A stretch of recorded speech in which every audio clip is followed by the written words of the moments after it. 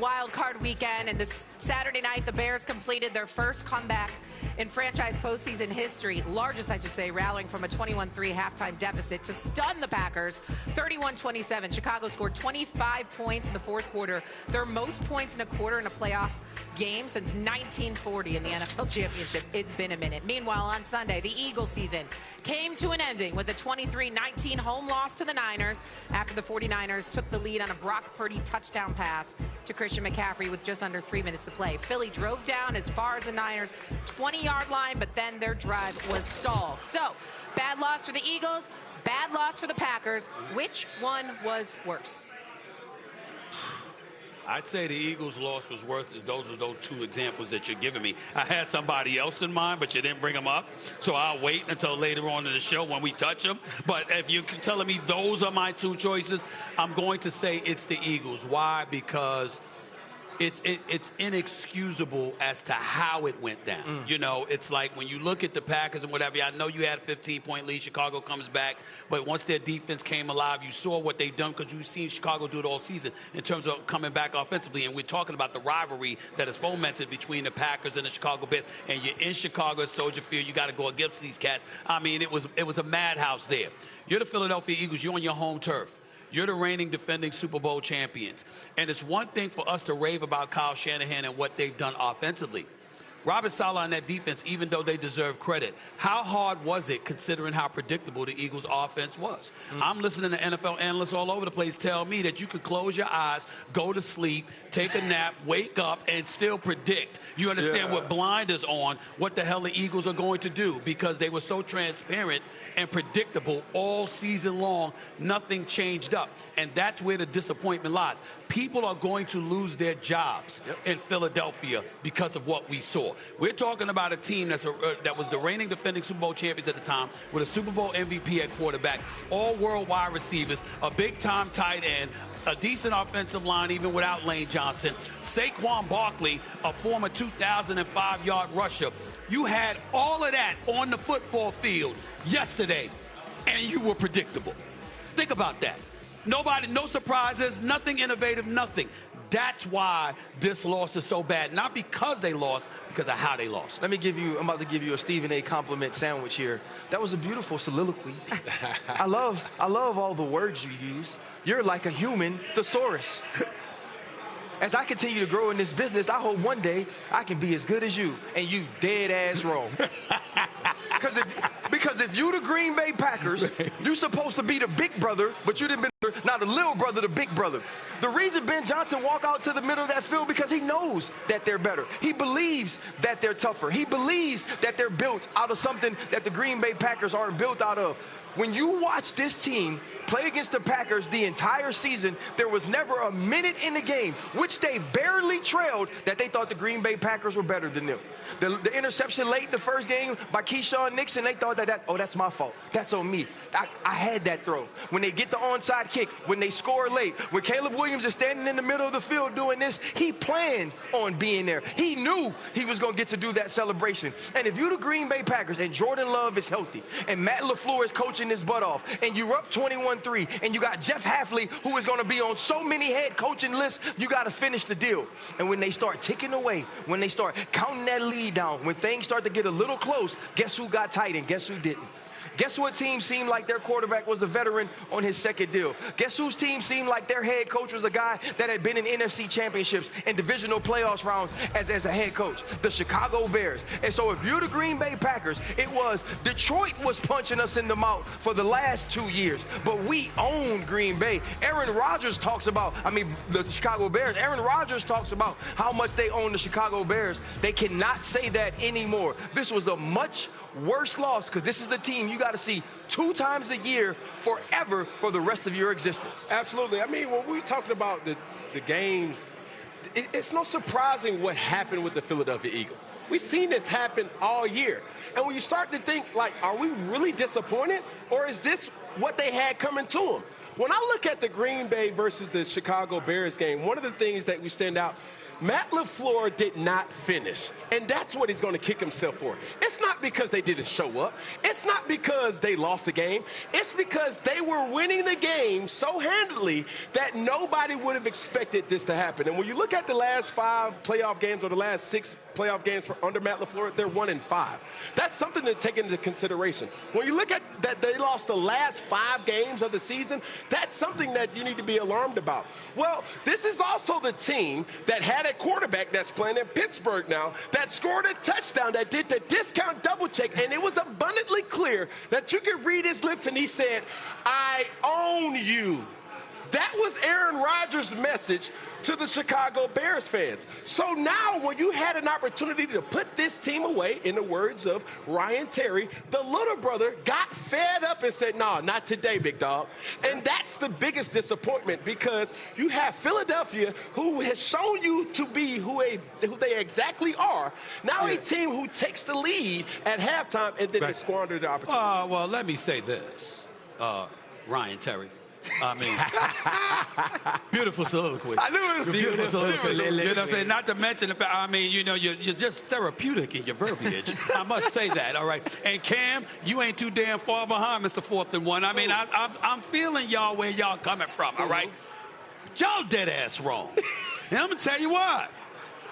Who did we see get their ass kicked the week before in Seattle? Wasn't that San Francisco 49ers? Yeah. They didn't just lose. Didn't they get beat up? Yeah. And didn't have to travel across the country a week later to go up against the reigning defending Super Bowl champions? We saw Chicago beat Green Bay a couple of weeks earlier when Caleb threw a bomb the ball to win the game. Okay, the bottom line is this. In the end, when you look at the Philadelphia Eagles, the fact that you didn't change up, that you were so predictable, and you lost to a team that got softened up, to use a boxing analogy. You know what? You hard until you soft. When you get cracked, and all of a sudden you fall on your face, oh, damn, you vulnerable. Oh, you can't get knocked out.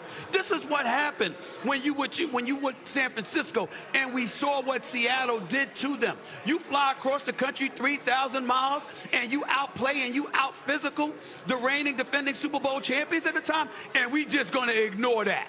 Nah, I ain't ignoring it. That was not supposed to happen, but it did. We kind of predicted. Didn't you pick Chicago to win this game? I know I picked Chicago. D.O. did it. Green Bay. Oh, you picked Green Bay. Damn, my bad. I forgot that. You and D.O. picked Green Bay. No, so now I was the one that picked Chicago. I was the one that picked Chicago. Okay, the bottom line is I expected more from the Philadelphia Eagles because of what Seattle did to San Francisco. So my question, okay, go ahead. No, go ahead. Finish. My question would be why?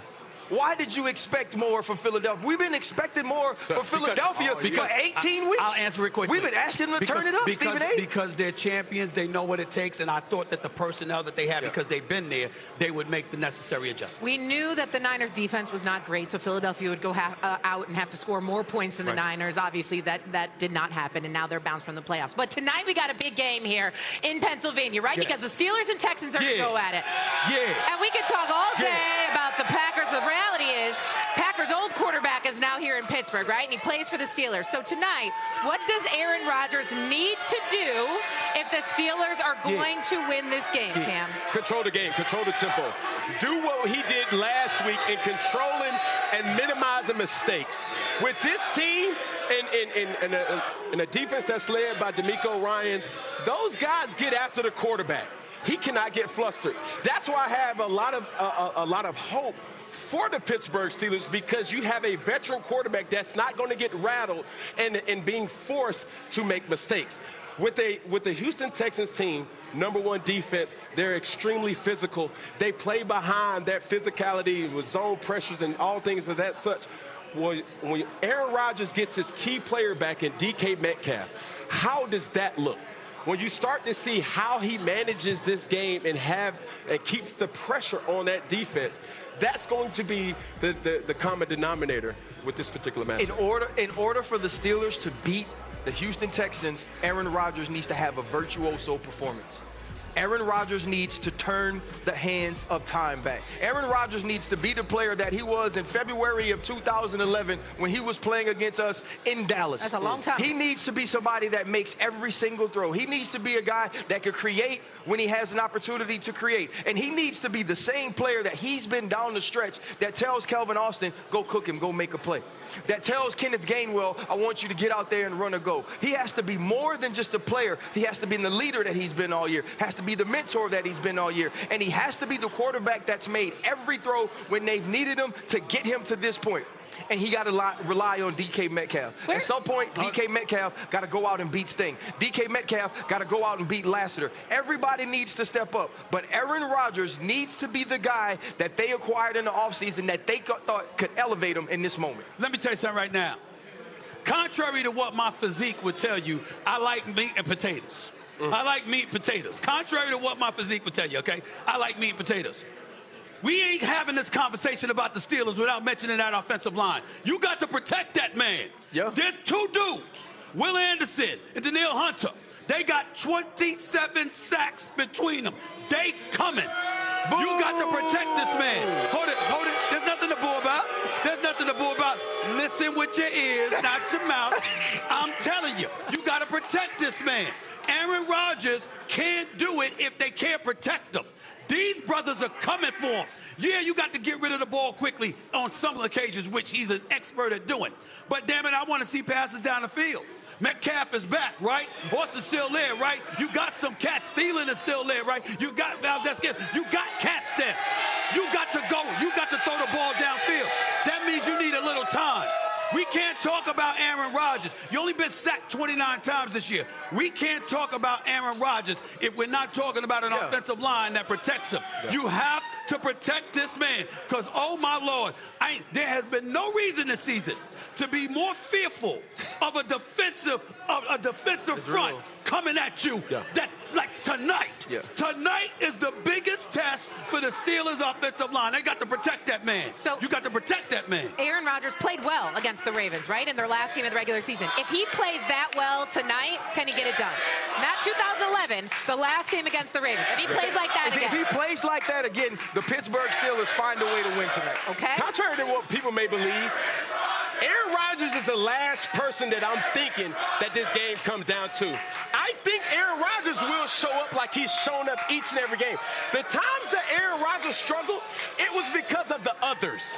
It was because of the receivers. It was because of the protection. Aaron Rodgers is a superior veteran that understands what will be required for him in this type of game. Now, the offensive line. Now you're talking about Kenneth Gainwell. Now you're talking about DK Metcalf. All these different versions, the tight ends as well. Hey, we know what we can expect from Cameron Hayward. We know what we can expect from T.J. Watt, Jalen Ramsey, and those guys. I am not worried about Aaron Rodgers. I'm worried about the others. If the others show up and matches his intensity, then they have a chance. Well, damn it. 4-1 in the last 5 games. 267 yards average. All right, 4-1, completing 67% of his passes, 5 touchdowns, not a single interception. Those other cats that you talked about, yeah, they got to show up. But the first business is the order of protection. Protect that man. He's 41. He ain't running nowhere. They coming. They're like sharks in blood-infested waters, and he can't run. You have to protect that man. Otherwise, it don't matter. You're right. It don't matter. Rodgers. Get the fat hat up, too. I love to see it. All right, here's our next super